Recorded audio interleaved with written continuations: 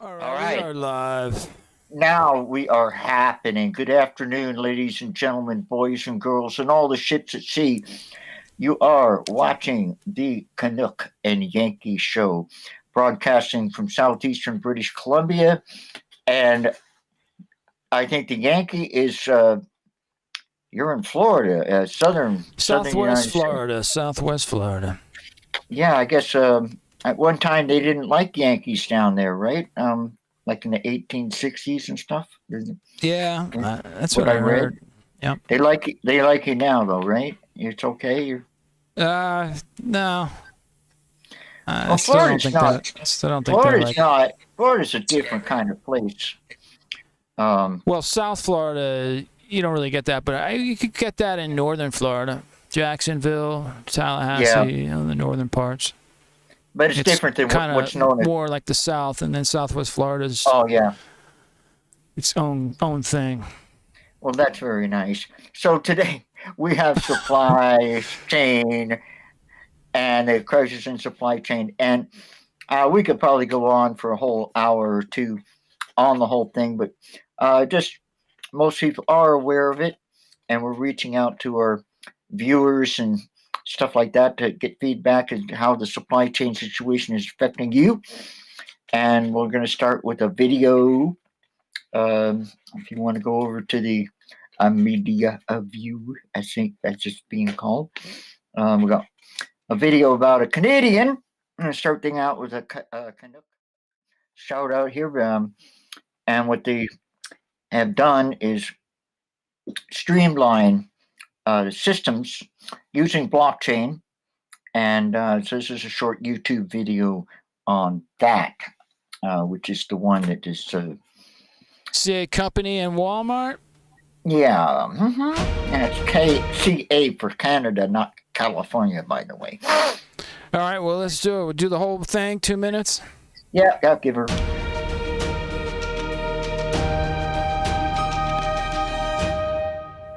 Few companies have navigated supply chain snafus as well as retail giant Walmart. Its deep pockets allowed it to do things like charter its own ships, but at the heart of its strategy is a cutting-edge solution made in Canada.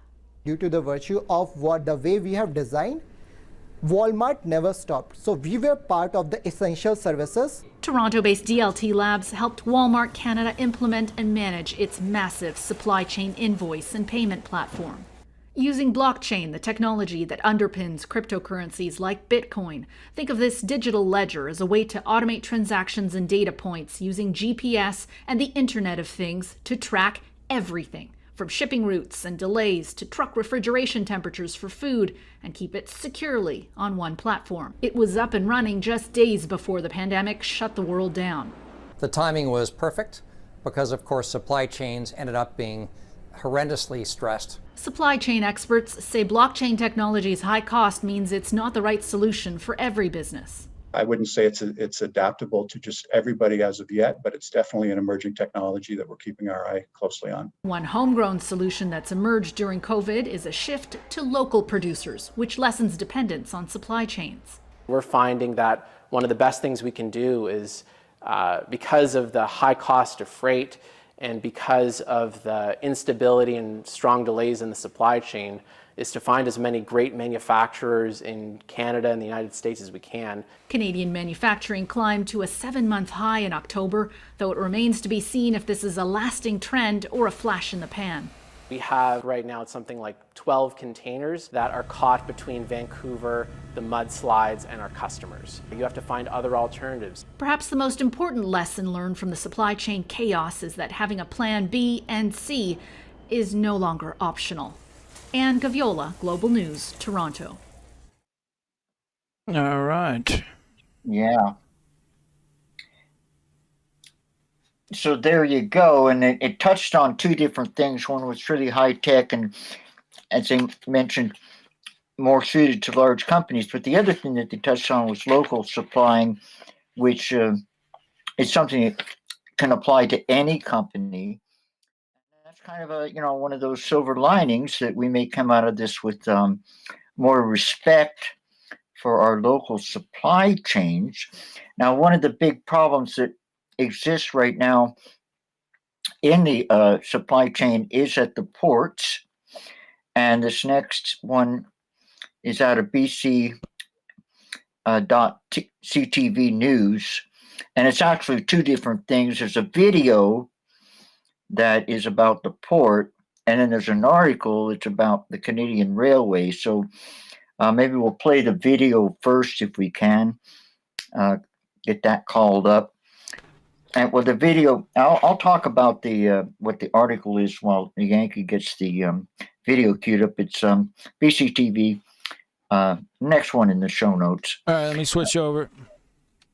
Anyway, the article goes about, it's talking about the Canadian National Railway Company, which is the country's, Canada's largest railway operator, and they've restored limited service along the vital supply link last week before opting to proactively close the line again this Monday previous, as they had another round of rain which triggered mudslides, flooding, and debris. Now, the other railway, Canadian Pacific Railway Limited, says service in the region is ongoing, including to the Port of Vancouver. CP cars loaded with prairie grain and fuel entered Vancouver last week for the first time in days after the rail corridor sustained heavy damage in some 30 locations between Vancouver and Kamloops, BC. However, the Calgary-based railway, CP, has said it needs to access Canadian national tracks on its busiest corridor where they share rail infrastructure in order to maximize capacity. So, essentially, the rail lines are coming back and the highways are still very challenged. I'll get into that later. Now, this video is about how the Port of Vancouver, which is Canada's largest West Coast port, and there's only two of them. The other one's far north in Prince Rupert.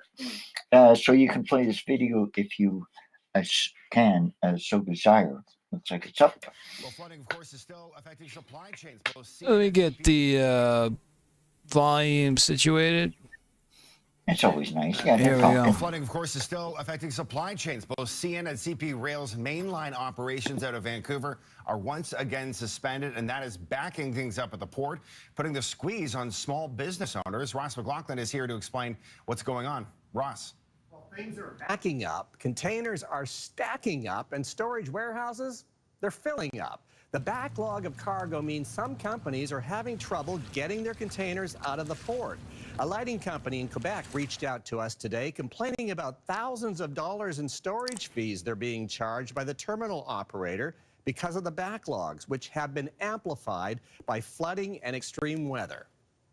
There's no room to put these containers anywhere. There's no warehouses. We have tried. I even tried to go down, even right down to Calgary, to have them delivered to Calgary. Nobody has any room. Somebody has to step up and say, enough's enough. The federal government has committed about $4 million for land to take the pressure off the backup at the terminals. Small businesses that can't afford the daily fees want some relief. We reached out to the terminal operator in Vancouver, Global Container Terminals, and we're told that the last place that should become a warehouse is the terminal. Waiving the storage fee would have the opposite effect of clearing the terminal. It would become a giant storage warehouse pretty quickly. So there you have it. The Vancouver-Fraser Port Authority is preparing 40 acres in the Fraser-Richmond industrial lands to handle the containers. And we're told some of the land should be ready in about 6 weeks to store those containers, which will take the pressure off the terminals. But so far, for small business owners, no relief in the storage fees from the terminal operators. All right, difficult situation for them. Thanks very much, Ross. Well, flooding, of course. All right, let's switch over back to the cam view. Yepers.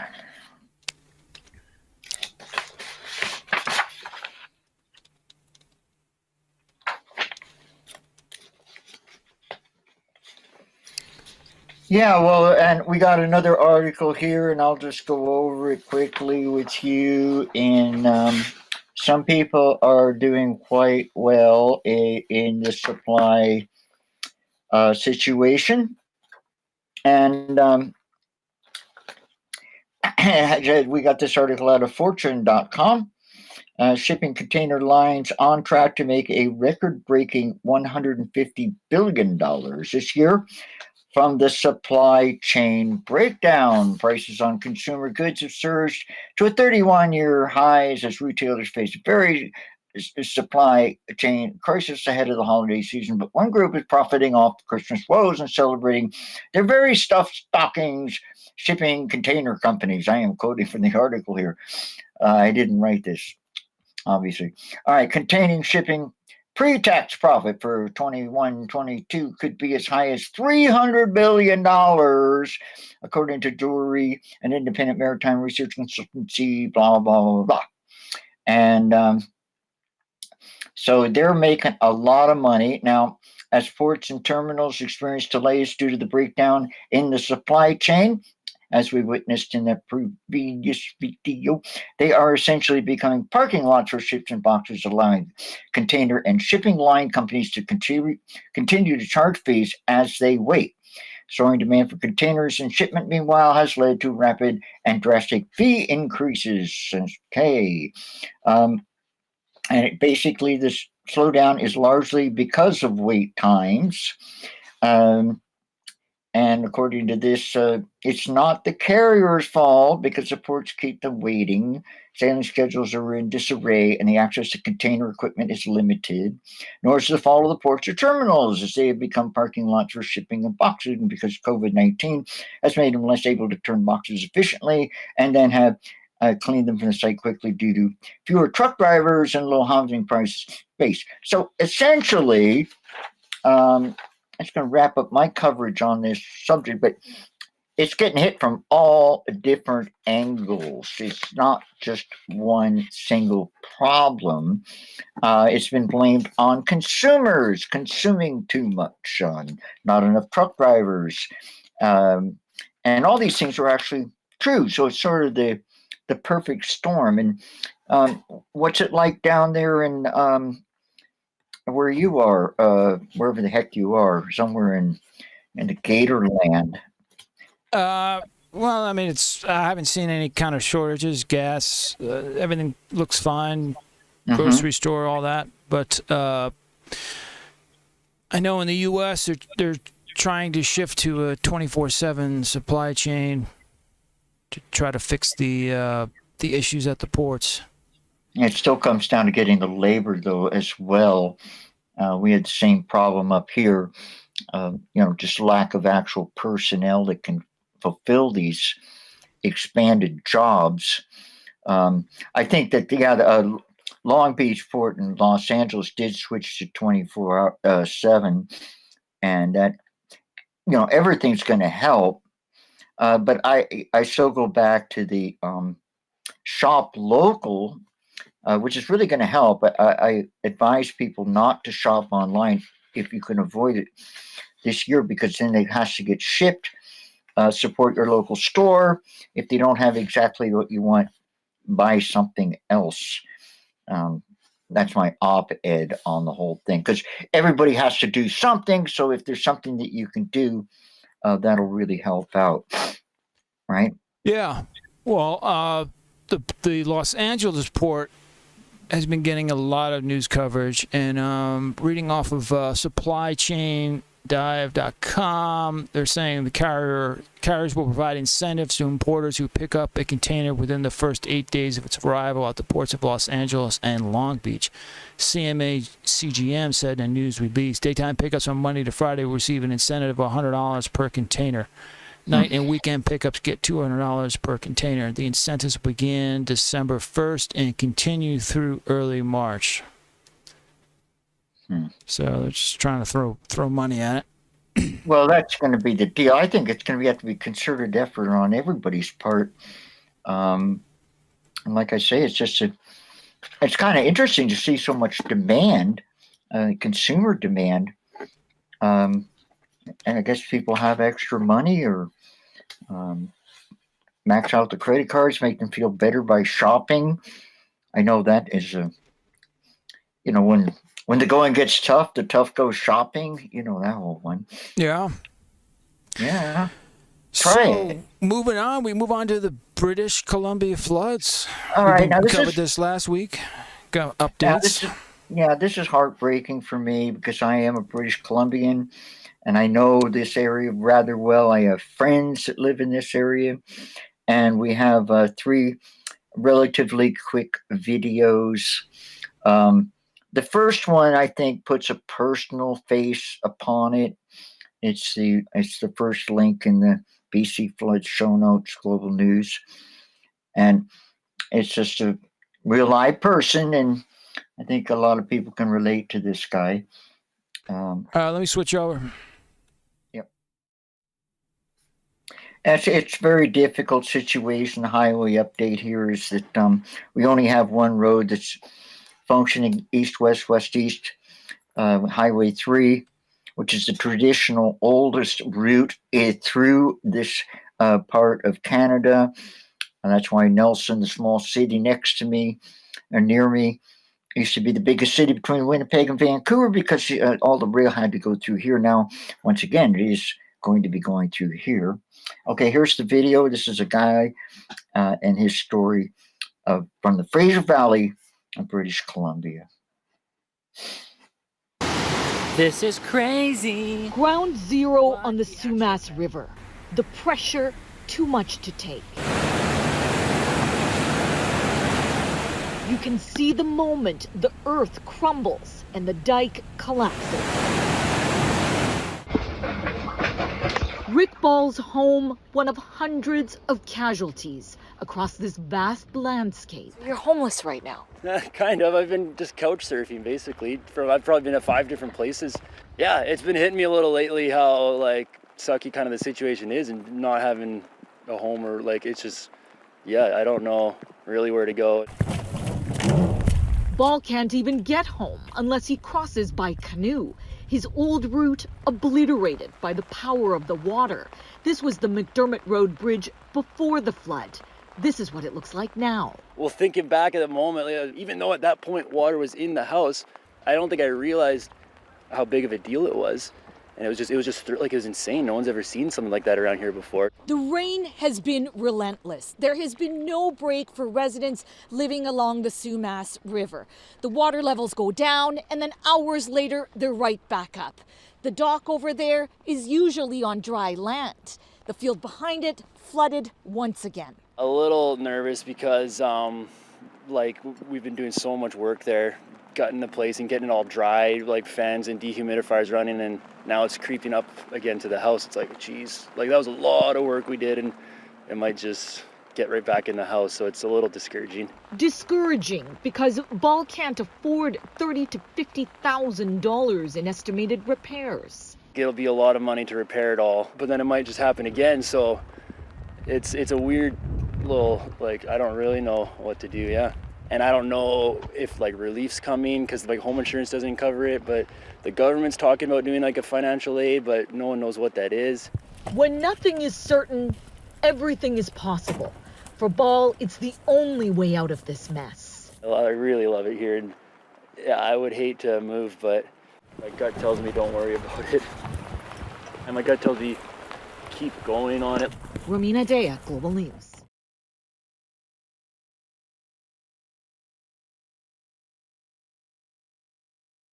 All right. Yeah, well, there you go. Pretty devastating stuff. And I'm using that person as an example of the hundreds, as he mentioned, of people that are affected to varying degrees. There's a village, First Nations village, that I saw footage of, and it's got over 3.5 feet of mud just over the whole thing. Now, this next video is out of Global News as well. And there's no audio, so I'll just talk over it and explain why we're showing it. Essentially. Is that another Global News, this one? Yeah, it's the second one in the show notes. All right, you ready? News. Yeah, you can just play it and I'll talk about it. It's basically showing the type of damage that our highways have sustained. There's one stretch that apparently is about 12 kilometers, 8 or 9 miles, that's been completely wiped out. And the thing about the wipeouts, from what I see, and I think you'll be able to see on this video as it pans down into the trenches, that it's not just the bridge washed out, but that it's bigger than it was before they built the original pass, or the bridge, I should say, over the stream. The stream has grown. That's a much bigger hole than they originally had to span over, and that's true of a lot of these highways. And there's going to be a lot of geological studies, geotechnical studies done for stability and what's going to happen before they can even fix these things. So the long range for this is Highway 1, Trans-Canada Highway, just north of this town of Hope, British Columbia, which is about 100 miles east of Vancouver. And I think there's about 10 or 20 of these type of things along there. The new highway, the Coquihalla Highway, Highway 5, has even more extensive damage, and they do not plan on having that open until probably spring. So it's all about Highway 3. We got one more video for you. This is pretty heartbreaking, especially for anybody that likes animals, which is just about everybody in one way or another. And it just goes over the livestock death toll from the flooding in the Fraser Valley, because it's a major agricultural area, one of the biggest in Canada, if not the single biggest. And this one is out of CTV News. We have three major broadcasters here in Canada: Global, CTV, and CBC, Canadian Broadcasting System. So you can just play the video and it speaks for itself. We are getting a clearer picture tonight of the devastation the floods had on the province's livestock and the number of animals killed. Sinjin Alexander is following this in the Breaking News Center. And we should caution, these numbers are likely to grow. Already they are alarming and not nice to see. 628,000 poultry have been reported dead, 12,000 hogs, 420 cows, and also 110 beehives have been destroyed. As you can imagine, the work discovering and removing these animals has been very difficult. The government calls it heartbreaking and is urging the public to be empathetic. I've been in constant contact with farmers through the latest series of storms, and they're continuing to show their incredible resilience. The toll right now is 640,000 animals, and it's because some 800 farms are still under evacuation. That number will likely rise. Mija. Some staggering numbers there. Thank you, Sinjin. A crucial strike.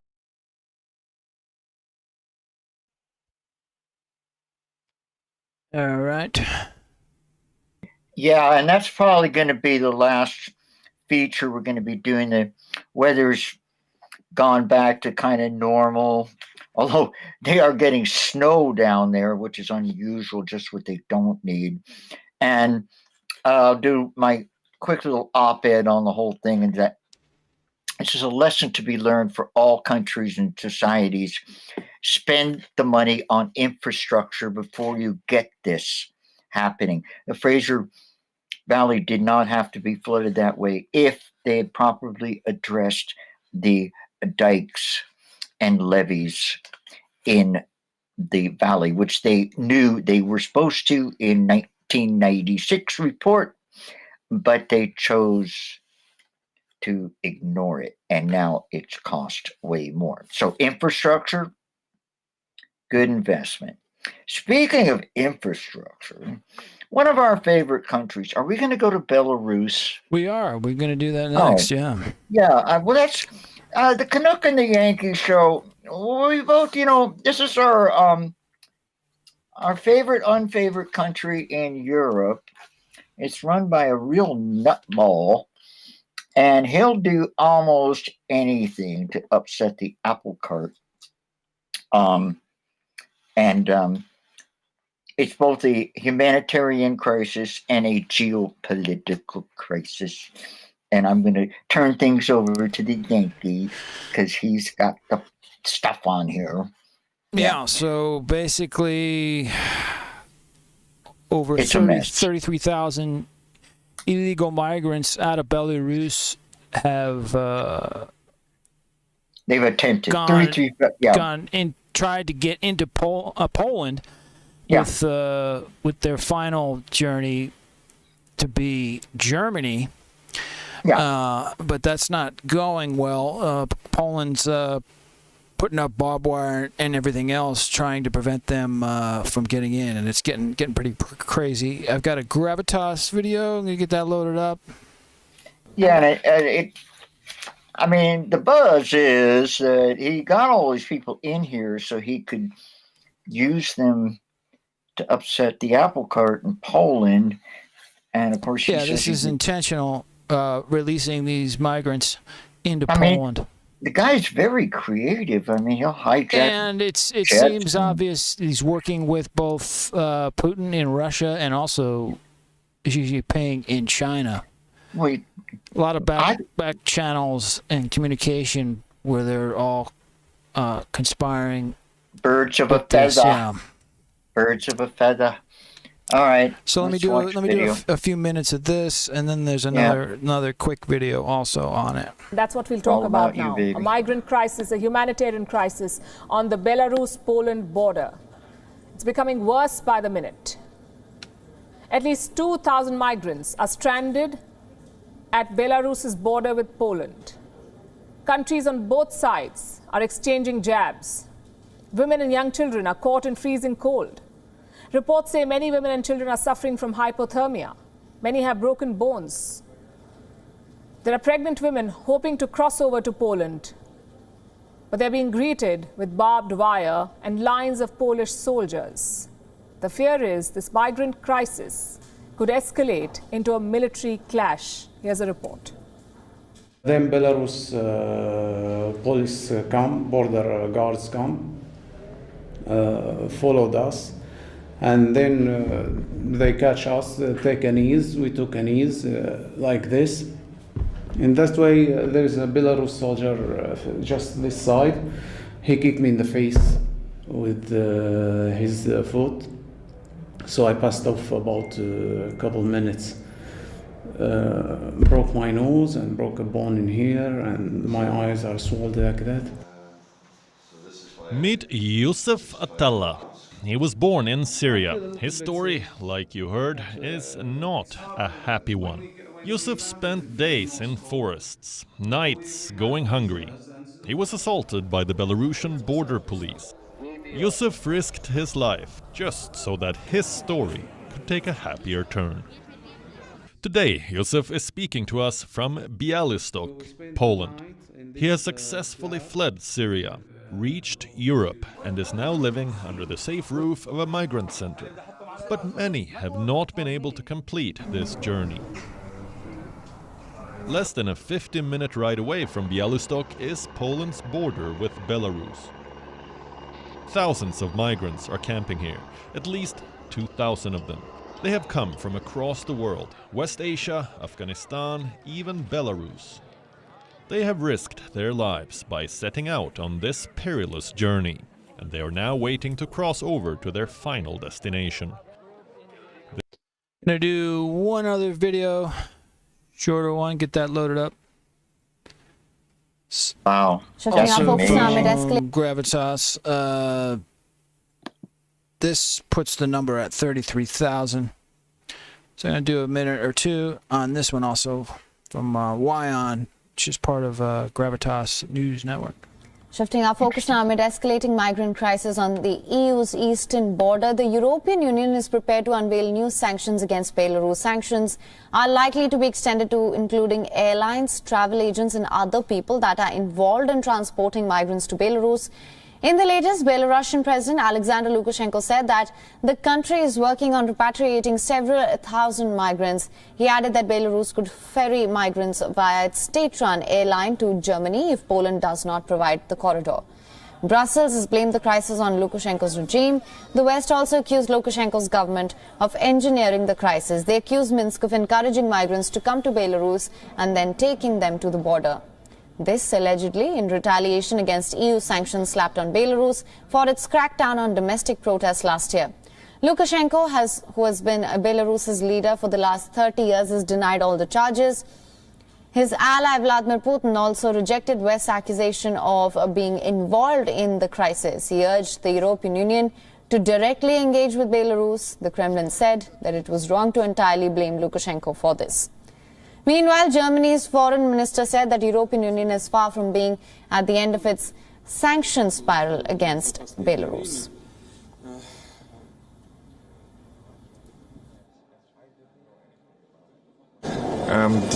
Lukashenko demands that we remove all sanctions. We will give our answer today. We will tighten the sanctions, tighten them against individuals who are involved in these crossings. We will have to talk about the fact that tough economic sanctions are unavoidable, and we will try to make sure that the passengers are not taken onto the planes in the countries of origin. Thousands of migrants, including women and children, mainly from the Middle East, continue to camp out on the Poland-Belarus border, with temperatures falling and access to their frontier restricted. Fears of a humanitarian crisis have intensified. Migrants have been trying to enter European Union into Poland via Belarus. Tensions soared after coordinated efforts to cross were rebuffed by Polish border guards. Meanwhile, the Iraq government has said that it will organize the repatriation flight for its citizens stuck on the Poland-Belarus border. Baghdad said that around 571 of its citizens are stuck on the border who've said that they are ready to return voluntarily.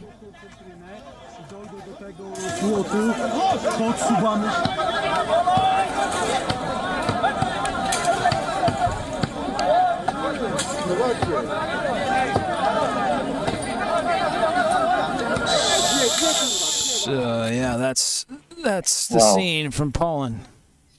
Wow. Using barbed wire cutters and shovels to try to get through the barbed wire. Pretty crazy scenario, yeah. They're cornered. Well, it's basically migrant warfare, right? Well, it's survival, dude. Funneling them through there. I mean, if you're cold and you're hungry and your kid's about to die, you're going to do whatever you have to do. And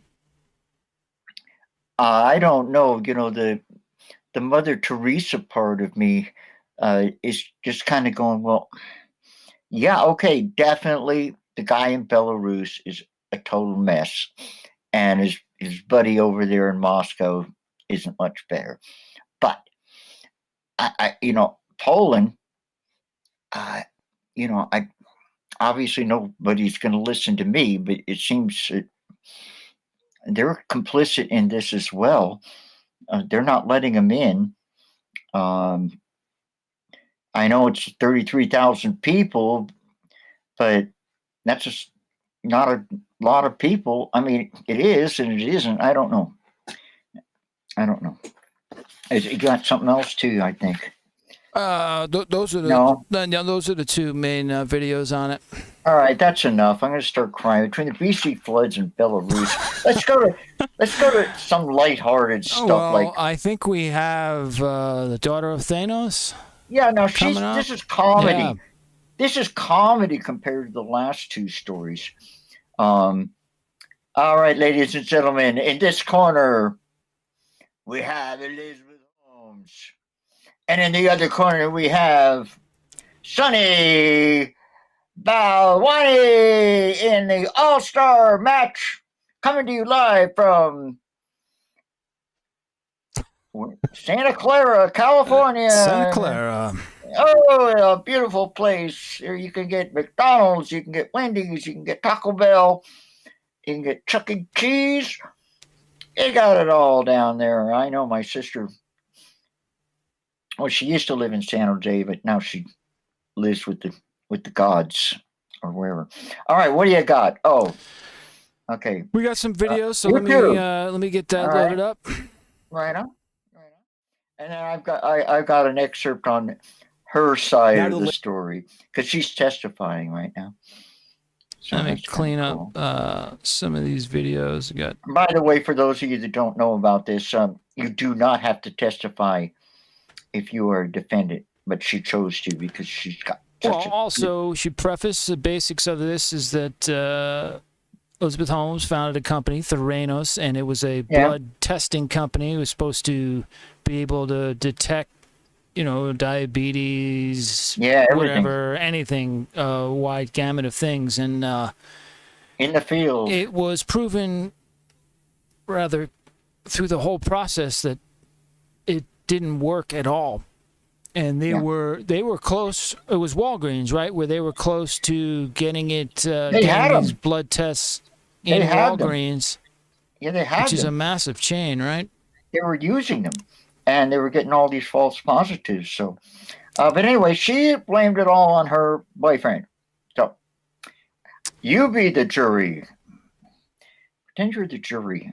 So we'll do this first video. It's about 2 minutes or so. Now to the latest in the trial of Elizabeth Holmes, the disgraced Theranos All right, CEO. Elizabeth, what do you have to say for yourself? Acknowledging she made mistakes, but her defense is arguing they're not worthy of prison time. Our Emily Aketa has the intimate details revealed this week and breaks down what's to come. This week, bombshell testimony pulling back the curtain on the life of Theranos founder Elizabeth Holmes, the former Silicon Valley star taking the stand in her own defense, flanked by a growing entourage of sorority sisters. Holmes faces decades in prison if convicted of deceiving investors, doctors, and patients while at the helm of her failed blood testing company. None of us should be surprised that Elizabeth Holmes took the stand in her own defense. She should feel very confident in her ability to persuade people. After all, she was able to build Theranos from virtually nothing at the age of 19. The defense submitting Holmes' personal notes, arguing she was under the influence of her second-in-command and former boyfriend, Sunny Balwani. The intimate details show a regimented schedule and strict tenets for herself. I show no excitement. I know the outcome of every encounter. My hands are always in my pockets or gesturing, Holmes wrote on a hotel notepad. Her defense also sharing instructions they say are directly from Balwani. He, too, faces fraud charges. I will learn what makes them tick and use that as bait to motivate them, Balwani wrote for Holmes. My life is about this company, and it's about serving this company and doing the right thing for this company. In stark contrast to her poised nature seen in the media, Holmes unveiling a more vulnerable side, tearfully accusing Balwani of emotionally and sexually abusing her, something the former Theranos president has denied. You're one of the few people that has been able to see Elizabeth Holmes on the stand. Talk to me about what that's been like. It has been an eye-opening experience. She has appeared quite different than the Elizabeth Holmes you and I saw in her heyday. Came across as a strong, fearless CEO mirroring her idol Steve Jobs. On the stand, her defense team has really softened her image. At times she has broken down. At times she has been very happy, smiley, laughing, even apologizing. Prosecutors will continue questioning Holmes next Tuesday and will likely underscore her recent testimony that not only did she add pharmaceutical company logos to the Theranos lab reports without authorization, but she altered some of the language. And Tom, legal experts say jury deliberations could begin by the end of next week. All right, I'll get another one loaded up here, but Elizabeth Holmes. Absolutely extraordinary case here, where she started the company at 19 and was able to get an enormous amount of funding. She got on all the media circuits, and was able to basically the company was valued and around, I believe, $9.5 billion at one point. Yeah, it was up there. And that is all gone. She conned some pretty smart people, Henry Kissinger and all kinds of big people, and they invested $100 million with this situation. She raised over $1 billion with a non-working product, and you got another video for us. So. And it's really put a scar on Silicon Valley. I think a lot of people aren't even aware of this story. Well, the Silicon Valley is a scamola. A lot of the startups are like this, but she went big. I mean, she went for the big donut. Dropped out of school, used the rest of her tuition, got it out of her parents. Has anybody ever interviewed her parents to see what Not probably not. Not that I'm aware of. But this is the biggest Silicon Valley scandal. Oh, definitely. In its history. But she's pretty talented scam artist. Yeah. All right. Yep. She did a great job. Very charismatic. Yep. So we're gonna do a little bit of this. I believe this should go into the relationship with her partner. Holmes, the founder of the former health technology company Theranos, faced cross-examination today for the first time in the fraud case against her. Federal prosecutors have called 29 witnesses over 11 weeks in an attempt to reveal the alleged deception that led investors and patients to believe the company could conduct a range of tests using just a few drops of blood. The startup collapsed in 2018. Rebecca Jarvis is the chief business, technology, and economics correspondent for ABC News and the host of The Dropout, a podcast about Holmes and the ongoing trial which is being held in San Jose. Rebecca Jarvis, thank you very much for being with us. The defense has only begun its side. The prosecution has spent, almost 2 months making this case, or even longer. If you can sum up what the prosecution was trying to do. Well, Judy, the prosecution has shown now in meticulous detail their allegations that Elizabeth Holmes was the one in charge of her company, Theranos, that she's the reason investors, patients, and doctors were defrauded here. And they've shown us individuals, including investors, patients. We've heard from doctors. We've heard from scientists inside the company. We've heard from scientists outside the company in meticulous detail, laying out this fraud and putting Elizabeth Holmes at the center of it. And she has just, as we said, taken the stand, I guess, just before Thanksgiving. She's only, we've only heard from her for a few days, but it's been dramatic, including her discussing being raped in college. Give us a sense of what she's saying and what the reaction's been. Well, Judy, this has been explosive testimony. We have barely heard from Elizabeth Holmes since these charges were first brought, and frankly have never heard some of the things that she's now been saying on the stand, and seen her in the way that she's behaved on the stand, getting emotional, talking about, as you mentioned, being raped as a college student at Stanford, that being, according to her, one of the reasons she decided to drop out of Stanford and begin her blood testing company, Theranos. And she's also raised these allegations, which we thought might come up at this trial, against her former boyfriend and COO, Sunny Balwani, alleging years of abuse in the relationship, alleging it was emotional, it was physical. He dictated everything from her schedule to the way that she ate. Now, these are claims he has denied vociferously, but these are claims that she raised, and they are something that certainly the jurors now are going to have to think about as they think about the bigger picture question, which is, did this woman intend to commit fraud? And what? So, yeah, that's some pretty shocking stuff, bringing up the reason why she dropped out of Stanford due to rape. Yeah, it's all pretty strange. And in closing, very bizarre way to defend herself. Well, here's what she's trying to do here. The last link is an article. It's out of Fortune. And basically, they introduced a bunch of stuff that Sunny had sent to her, handwritten stuff. And part of it was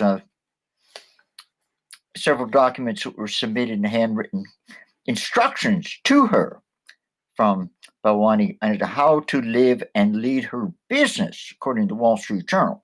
Now, on the first page, which is titled Non-Negotiables, parentheses people, lists 4 bullets on how to manage time and other people. The advice includes never meeting with anyone for more than 5 minutes and giving crisp, clean goals to subordinates, especially if they don't like it. Ooh. Nice moss there. A quote, I will not assume that people will do the right or moral thing. They are not motivated but by what I am motivated by. And then it says, don't feed pasta and pesto to fish. I'm still working on what he's trying to say there. But anyway, the note says, I will learn what makes them tick and use that as bait to motivate them. All right, and the second page is titled Pursuit of Success in Business. And it reads that there are some people who are naturally successful in business and others who, quote, who don't have the natural instinct. And Holmes says in court, he was talking about me. Okay. I needed to kill the person I was to become what he called the new Elizabeth. She should have said, I needed to kill the person if I was to become, but that's okay. Anyway, she said, I needed to kill the person I was to become what he called the new Elizabeth, to become a successful entrepreneur. Now, that's her defense. But the key word there is I needed to. Now, why did she need to do that? And because she needed to do that, become a successful entrepreneur, right? So she needed to do that. Or is it she needed to do it, otherwise Sonny wouldn't be happy? So I don't know. You're the jury. Yeah, well, it doesn't look like a good case. I don't see how she can get away with this stuff. I don't know. Yeah, well, we'll see. I'm wondering what's going to happen with, like, what happened to all the billions that was raised, right? $1 billion was raised. Where is that money? And what are the chances of people getting anything back? Although probably a bunch of civil lawsuits. This is a criminal lawsuit, and I'm sure that will be followed by years of civil lawsuits. The money, she has to still have a large amount of the money. Has to be somewhere. Well, we'll find out, won't we? Stay tuned, kids. This is going to go on for years because Sonny's going to court next year, and that should be funny. You think it'll go? So you think it'll drag on for 2 years, maybe more? Well, yeah, because of the civil cases. This is a criminal case. So multiple cases, not just one trial. So going back to where's the money, that's a civil matter. So once they finish convicting these people, or not, or to whatever degree they convict them, then the civil suits will start. And Kissinger versus Theranos, and where's the money, and where'd the money go, and who's got the money, and there you go. It's going to be great, but I don't know. It's ongoing. It's a developing story. Yeah. All right. Well, moving on, we've got Pegasus updates from NSO. Speaking of, now we're moving into civil. These are civil cases, ladies and gentlemen. And for those of you who don't know, civil cases have to do with money, and criminal cases have to do with breaking the law. For those of you who just woke up or got here. And yeah, Apple is suing NSO, the makers of the Pegasus, but I want to take a look at 2 articles about additional public statements of additional targets of the Pegasus software. Out of citizenlab.ca, devices of Palestinian human rights defenders hacked with NSO Group's Pegasus spyware. Whoa. So yet the list grows from what we know, and it's just in October of this year, human rights non-governmental organization NGO Frontline Defenders began collecting data on the suspected hacking of the devices of several Palestinians working for civil society organizations based in the West Bank. FLD shared the data they collected with the Citizen Lab and Amnesty International Security Lab for separate independent peer review of their initial findings. Of the 6 individuals, 3 consented to be named. Of these 3, 2 individuals are dual nationals, one French, the other American. Further, all 3 work at NGOs designated terrorist organizations by the Israeli government in October 2021. Whoa.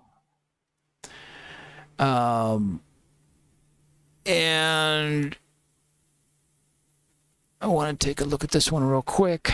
This is from Reuters. U.S. State Department phones hacked with Israeli company spyware. Apple Inc. phones, as of at least 9 U.S. State Department employees were hacked by an unknown assailant using sophisticated spyware developed by the Israeli-based NSO. According to 4 people familiar with the matter, the hacks, which took place in the last several months, hit U.S. officials either based in Uganda or focused on matters concerning the East African country, 2 of the sources said. The intrusions first reported here represent the widest known hacks of U.S. officials through NSO technology. Previously, a list of numbers with potential targets, including some American officials, surfaced in reporting on NSO, but it was not clear whether intrusions were always tried or succeeded.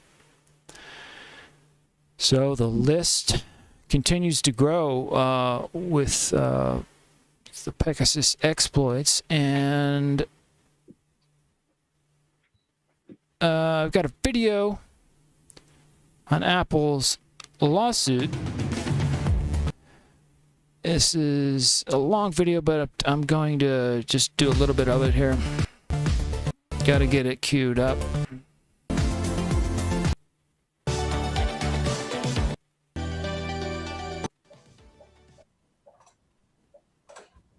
Hey everyone, welcome back to Today in Tech. I'm Julia Beauchamp, and I'm here with Computer World senior reporter Lucas Mirian, as well as Computer World executive editor Ken Mingus. We are live on Computer World's LinkedIn page, as well as on YouTube on our channel, IDG Tech Talk. So if you are watching, please do, if you have any questions while we're discussing, let us know in either the comments, if you're watching on LinkedIn. The Pegasus spyware, which is made by NSO Group, which is a technology firm, and Apple has now sued NSO Group, basically saying that the spyware was allegedly used for surveillance of very specific and targeted people. And they also want to, in this lawsuit, ban NSO Group from using any Apple products, software, etc. So to give a brief overview, I want to talk a little bit more about kind of what it means for digital rights, but I do think a brief overview is important. And so, Ken, would you mind telling us a little bit about what the Pegasus spyware is, how we kind of got here to everything up until the lawsuit, basically? Sure. Yeah. Thanks for having me, Juliet. Pegasus, as you may remember, is the spyware that suddenly seemed to show up on a bunch of reporters' devices. It was either earlier this year or it might have even been last summer. I can't remember now. It's been known about for probably the better part of a year, I would say. And it was created by NSO Group, which swears that it's not designed to allow governments to spy on people. But that's sort of like, the open secret, because the assumption is that governments get hold of this. They try to implant it on devices of, maybe groups that they're watching in their country, reporters that they want to keep track of what they're doing. And once it's on the device, it really allows whoever's, implanting this thing to access everything, everything of import on a phone, messages, emails, pictures, I think location data. And so what Apple has done basically, and they were very blunt in the lawsuit that they filed, basically accusing NSO Group, which is an Israeli firm, of doing this intentionally. And so what Apple is trying to do here, I should just note, Lucas wrote about this in the last week or so, and Apple's claims are pretty specific. Violations of the Computer Fraud and Abuse Act, violations of the California Business and Professions Code, breach of contract because they affected iCloud terms of service, and unjust enrichment. Okay, now that's all kind of dry language. But basically what Apple did with the lawsuit is accuse NSO Group of running a surveillance ring or allowing these countries, dictatorial, authoritarian countries, to use this software to spy. And, one of the things that's becoming very clear is that NSO Group doesn't really want to talk about, who's using its software and how it might be used and what NSO knows about that. And so what's going to happen here if this suit goes forward, and this is the second time that NSO Group has been sued. They were sued by, was it Snapchat, Lucas? I think it was WhatsApp. WhatsApp. Thank you. Yeah. But discovery here is going to be really important because it basically allows Apple and the public to kind of peek behind the curtain and see what NSO Group is really up to. So that's the basics of it. We'll have to see if the case goes through to court. But yeah, WhatsApp, which was basically gobbled up by Facebook, has tried before to sue NSO, right? And Apple's taken their stab at it. So I think they've got a good shot at getting this to court.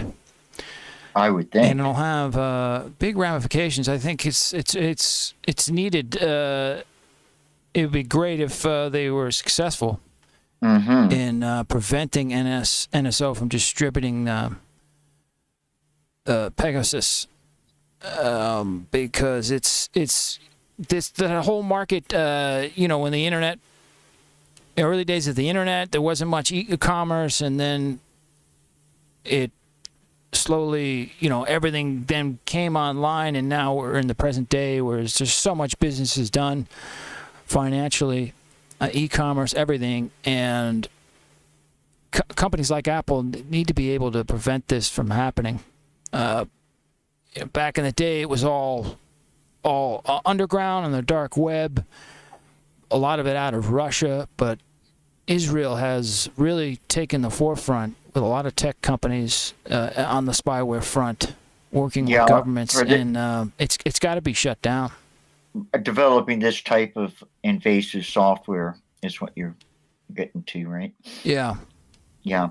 I know it's and the thing is that espionage can be used in so many different forms. Industrial espionage and stealing trade secrets, and then of course the government espionage upon each other and upon itself and on private citizens and all of that, and then just stray characters that may be able to access the software to spy on people that they just don't like, and there's a lot of that going around, that people in powerful positions get a disliking for somebody, and I think your last president had a kind of a bent that way.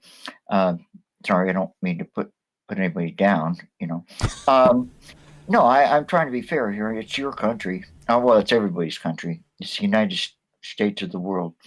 But yeah, Pegasus, we were one of the first people to cover it, I believe, and it first popped up on the radar. So it's good it's starting to get more attention. And I imagine there'll be more media. Yeah, and I think, I'd like to see a long-term solution with blockchain, crypto. Devices really need to move towards protecting an individual's identity with these devices, mobile devices. And it applies to us, too, in the media business. Dissemination of information.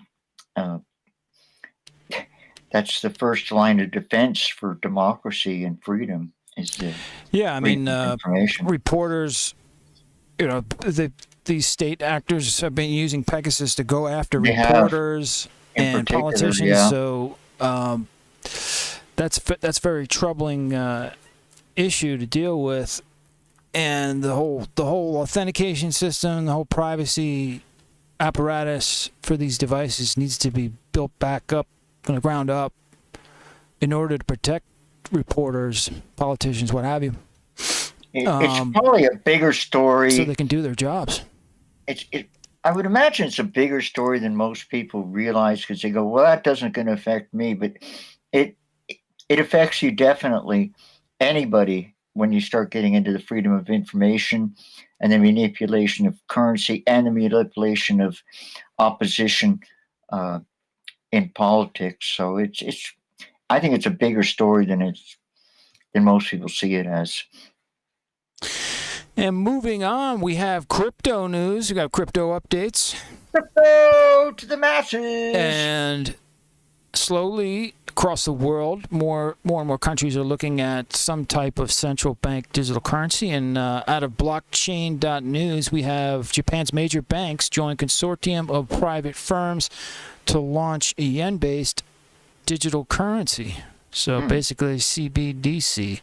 Consortium of 79 Japanese firms, including the country's largest bank, have joined forces to participate in the trial and potential launch of a new digital version of the Japanese yen in fiscal 2022.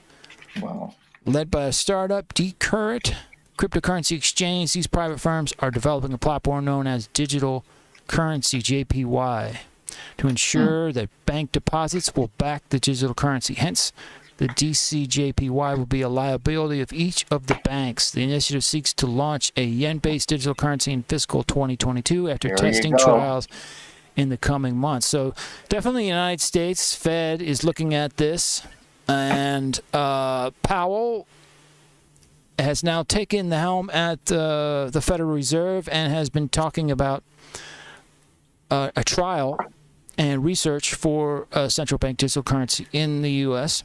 It's inevitable.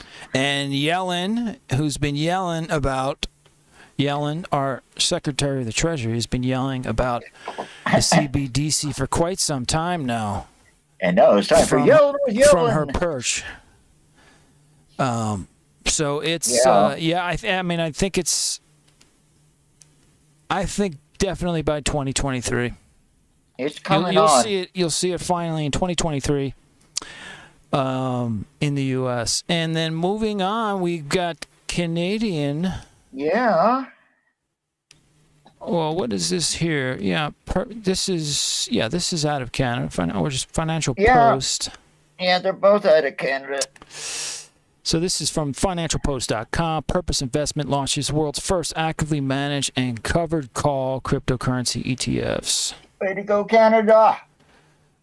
Global crypto digital asset management leader launches 3 new cryptocurrency ETFs to help investors turn the volatility of cryptocurrency into opportunities for investor portfolios. Now, Canada's leading the way here in North America. The United States has been very cautious. We only have, for some reason, a futures Bitcoin exchange traded fund, or ETF. We don't have an ETF where you can actually invest directly into Bitcoin. But this here, Canada is definitely moving forward rapidly on the cryptocurrency realm. Yeah. That figures. The Canadian dollar denominated ETF non-currency hedge units of the yield ETFs will begin trading on the Toronto Stock Exchange today, and this was posted November 30th. Rock and roll. ETF units, Canadian dollar denominated ETF hedged units, and U.S. dollar denominated ETF non-currency hedged units of Purpose Crypto Opportunities ETF will begin trading today under the tickers CRYP, CRYP.B, and CRYP.U, respectively. Yeah. So, good news for Canada. Way to go. And this is only going to make the U.S. Get their act together. Well, definitely. And as we were discussing on the pre-show we did yesterday, Canada has a bit more fluidity and communication. There aren't as many banks. There aren't as many special interests. The government has, it's cohesive. Our system is simply it's less divided, hence more cohesive. So this is out of ca.finance.yahoo.com. And as cryptocurrencies grow in popularity, the CD Howe Institute says the Bank of Canada should issue a digital dollar to take advantage of advances in payments technology. The think tank says the digital currency should be a stable coin, like Tether. Tether in the crypto markets is a stable coin in a new report. Unlike other cryptocurrencies like Bitcoin, stable coins are linked to fiat currency or conventional assets. In this case, digital currency would be linked to the Canadian dollar and could be converted to cash. Mm-hmm. So that could be coming. That could be coming next year. If the speed and this momentum keeps up. It will. And CD Howe, by the way, is a very conservative think tank. It's definitely, these people are not out of the box at all. They are the box. So they start saying stuff like that, and the government and the Bank of Canada, etc., it's basically they're endorsing the idea, and they're just not some kind of opinion. They're an institute. They're an institution. They are the institution, actually, as far as the old school industrial economic situation. And then, of course, in the new school of money. Yeah, and most of the people in the C.D. Howe Institute, they're probably not really great candidates to have over for a barbecue because they're probably not going to do anything really odd. But the new type of people do things like get whistleblowers for their whistleblowers. So well, that gets to the next story here. Let's get this dialed up. Elon Musk is in the news yet again. He has come out with a $50 mock whistle. Yep. For employees that blew the whistle within his company. And a mock whistle? You mean it doesn't even work? Yeah. Hey, I'm not sure. It may not. What? For $50? And it doesn't work? But yeah, $50 cyber whistle and a dig at whistleblowers and Apple. He's ripping it up. He's just tearing everybody up. Yeah, he doesn't sleep, right? You told me that. No, I think he sleeps under his desk. Uh-huh. Above the warehouse. Is he an Android? Tesla warehouse. He probably is. Yeah, he's like him and Zuckerberg, I think, are Androids. Let me call Q. I got Q on my quick. I'll call him while we play the video. See what Q says. All right, I'm gonna play a couple minutes of this. Elon Musk has a new product out. After electric cars and private space trips, he's now selling something more humble. A whistle. Not just any whistle. A whistle worth $50, 50, believe it or not. Clearly, this is not about business. So what message is Elon Musk trying to send with this cyber whistle? And does he really have time for such social media shenanigans? Because it turns out Elon Musk's SpaceX is headed for bankruptcy.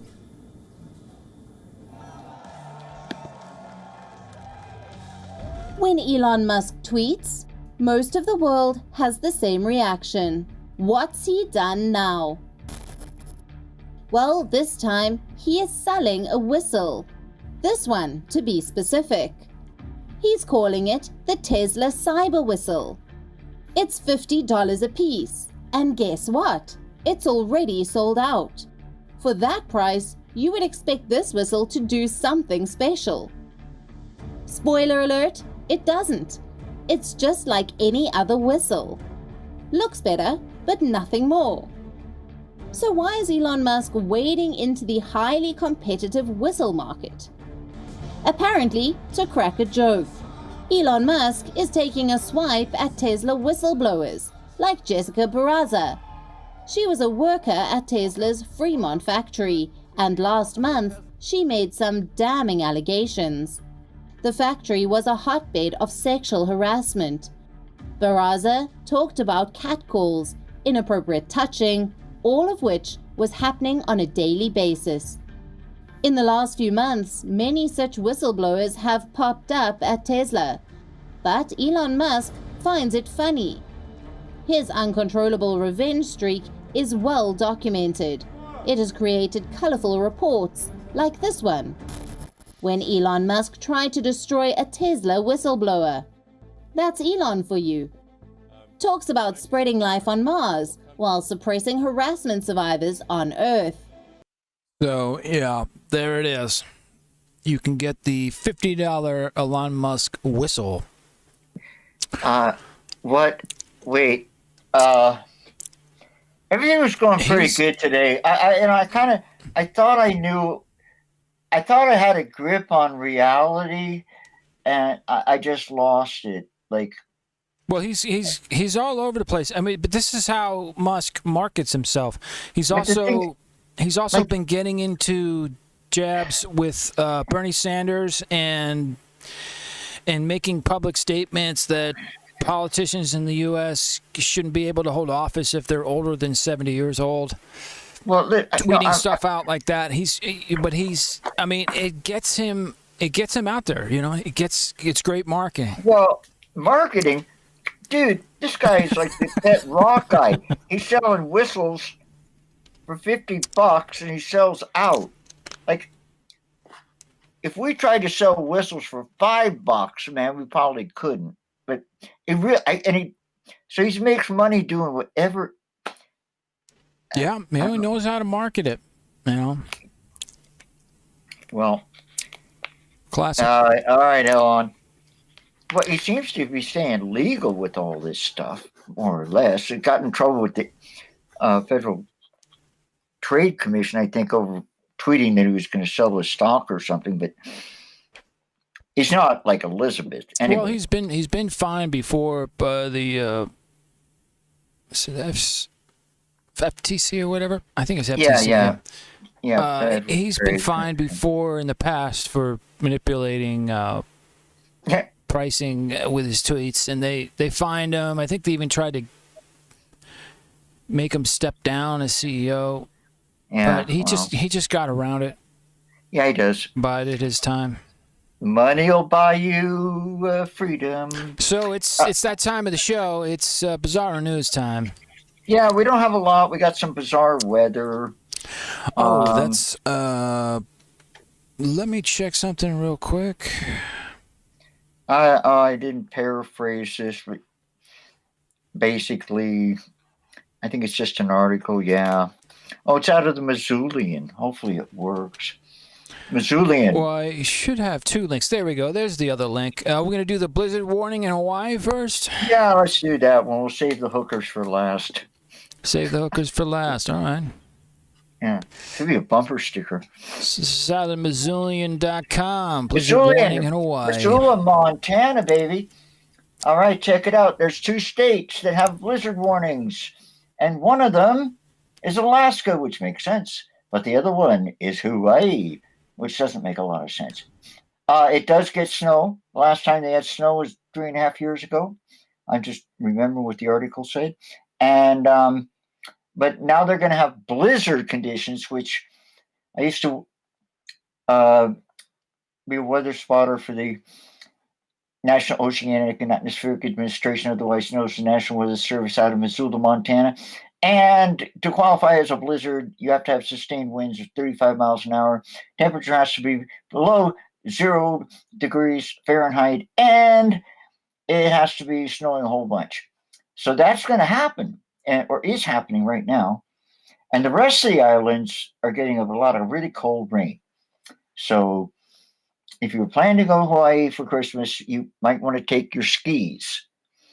And it's warmer than in Colorado, I think it says there somewhere. Well, yeah, this is pretty amazing here. It's been 224 consecutive days and counting since it snowed a measurable amount in Denver, and it has broken the record for the latest date for a first snowfall, record that has held since snowfall records began in 1882. In that time, Denver has never entered December without measurable snow. That's not good. Meanwhile, Hawaii has flood watches and blizzard warnings in effect. Weird.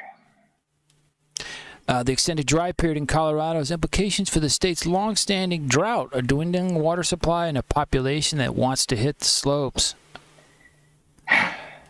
So, yeah. It's kind of all backwards. It's like BC, Canada, had the hottest place in North America, set records higher temperature in the Fraser Canyon last summer than Las Vegas's record. That's pretty crazy. And then the last one we dug up at the last minute, but I happen to have had the link, and it's a Canadian. Wow. And this was very entertaining. It's only 2 minutes. And I had lived in Vancouver during this particular period of time that they're talking about. And it was quite colorful there on the West End. It kind of reminds me of the Tenderloin in San Francisco, a little bit smaller. But yeah, but it was cleaner. You know, a Canadian version. You know, it was kind of more open, a little bit more user-friendly, if you know what I mean. Yeah, no doubt. Yeah. And anyway, this is Squire Barnes, who's usually the sports guy. And this is he made up a little clip. He might know something about this subject. I don't know. I'm only speculating. He's been around. All right, Squire. 4 decades ago, Vancouver's West End was the location of a clash between sex workers and residents. City Hall and the provincial government. Squire Barnes reports on how those turbulent times helped shape the neighborhood. Let's give this a play. That's my city. Most days of the year, Davie Street in the West End of Vancouver are like this, rather idyllic spots. But 40 years ago, the streets were a lot meaner. In 1982, there were more murders in the West End than there were in the downtown East Side. And parts of this neighborhood seemed like an open-air brothel. You know, any given night, there were 200 or 300 sex workers on the street, male and female. And, but the comings and goings of some of the traffic were constant and going till 3, 4 in the morning. In his newest book, Vancouver Vice, Aaron Chapman chronicles a time in Vancouver that a lot of its current citizens don't know about. It was some of the wildest years we had just before Expo, before we kind of cleaned ourselves up for the family photo in many ways. Studies were done, committees were formed, meetings were held to deal with the situation with prostitution and the West End. People engaged in the activities of selling sex on our streets have practically commandeered whole areas. Citizens started a Shame the John program to discourage would-be customers. When you see a car go by and they're going to pick up a hooker, just stare at them. There was another idea to chase away customers, and it's the only remnants of the battle between sex workers and residents. We're standing right now on one of the original barricades. 40 years ago, in November 1981, the city put up in the West End a bunch of traffic barricades to ostensibly curb some of the street prostitution, in this case an actual curb. The city put up about a half dozen of these, none of which are gone. Some have turned into little parks, like this one on Nicola and Pendrell. These barricades are sort of a secret, lying right in sort of plain sight in that regard, because the neighborhood gives almost no indication of the turbulence of those years. A provincial injunction in 1984 was what finally removed open prostitution from the West End. And aside from the Sex Workers Memorial, which is on Jervis Street, these barriers in the West End are all that's left from those years. Even people who were around those years may have forgotten why some of these things are here. But they make up kind of the DNA of the city that way, and that's what is fascinating about them. Wow. I love it. So a little trip back in time to the I early love the 1980s. vehicles. The cop car with the bubbles on top of it. Oh, man, those were the days. Actually, I moved to Vancouver full-time. I used to be in and out of the city, of course. I lived there full-time I had a steady gig, a bunch of them, but one in particular, from 87 to into the 90s. And they had moved out of that area, and they all moved over around Granville Street to the east, or just off Granville Street on Richards and stuff like that. And it's still thriving industry. It's not as classy as it used to be, because the crackheads are undercutting them. Oh yeah, there's the car. This looks very suburban. Oh, it's well, really that's strange. Vancouver. You got a streetwalker right there, and it looks, like there's houses, and it looks very suburban. Well, that's a residential. It's bizarre. That is like super. The West End, Vancouver, is right next to Stanley Park. It's a high-end residential neighborhood. For the downtown core, it is the high-end residential. So was it legal? Was the prostitution legal at that time? Well, the thing is, there's a lot of. Yeah, it's a Canadian thing. It's kind of illegal, but it's not really illegal. We do that up here a lot with soft crimes like prostitution and drugs and stuff. It's kind of like they get the law, but then, the cops don't really have the money and the courts don't really care, and the jails are full of people anyway. So, no, it's quasi-legal. Yeah, it's not really legal, but it's quasi-legal. But yeah, we don't have that many brothels, so it's pretty much street. What got rid of it? There in the West End? Yeah, was it gone by like 1990? What? Oh yeah, yeah. With what they said, the Shame the Johns thing worked really good. Because the citizens were out there and they were taking pictures of people before social media, but they were harassing the customers more than the prostitutes. And Then the barriers, it made it harder to cruise the area because they built the barriers. So you couldn't just cruise up and down those streets. And then probably police presence just kind of scared the Johns away. And so the hookers it wasn't a good neighborhood for them to work. So they moved over to Richards, more or less around Granville area, deeper into the core. And it's kind of migrated farther east into the downtown east side. And I still am going to do the Vancouver special, assuming that I'm able to get to Vancouver again to do some follow-up. So who knows? I can't go there now unless I flew because of highways, as we discussed earlier. So, yeah, I think that's about all the material we have. We did pretty good. Yeah. An hour and 20 minutes. We're getting more succinct. We had a solid stream. Things are looking up. No interruptions. Looked really good, really tight. Yeah.